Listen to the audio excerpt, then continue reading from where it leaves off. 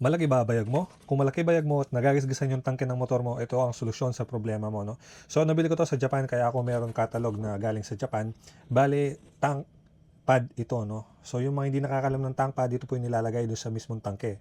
So, ito po siya, no? 3,300 yen nung nabili ko to. So, nasa 1,270 pesos, no? Pero mabibili nyo po to sa mga local dealers natin, basta Honda dealers. Sabihin nyo lang po yung part number, no? Ito yung part number. Bali, yung presyo dito sa Pinas is 1,080 pesos. Mas mura po siya dito sa Pinas kumpara sa Japan, no? Kahit na made in Japan ito. So, ganito po yung original na packaging.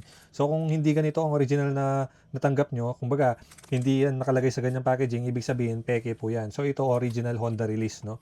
So, ayan, buksan po natin para makita natin kung paano yung pagkakalagay, no? So, ayan, meron siyang kasamang paperwork. Usual na paperwork yan sa mga Honda parts, no? Yung mga instruction manual, nandun sa link na yon, dun sa papel na yon. Then, ayan, nakatape siya na ganyan, no? So, ito yung mismong tank pad. Ito yung pinaka-kailangan mo na ididikit mo sa tangke. Bale, yung sa backing plate niya, 2 piraso yan. Mamaya makikita nyo kung ano yung purpose nun, no? So, yan po yung quality niya. May mga nabibili pong ganyan sa Shopee, Lazada, pero of course, iba po yung quality. Hindi naman yan kamahalan. Bakit hindi ka pa dito sa original, no?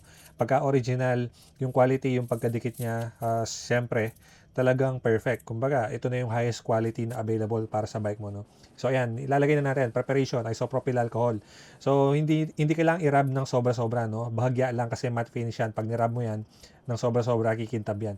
So, ayan, diskarte, no? I-tape natin yung sa kabilang side. Pag nakuha na natin yung perfect position, alisin yung backing plate sa kabilang dulo, no?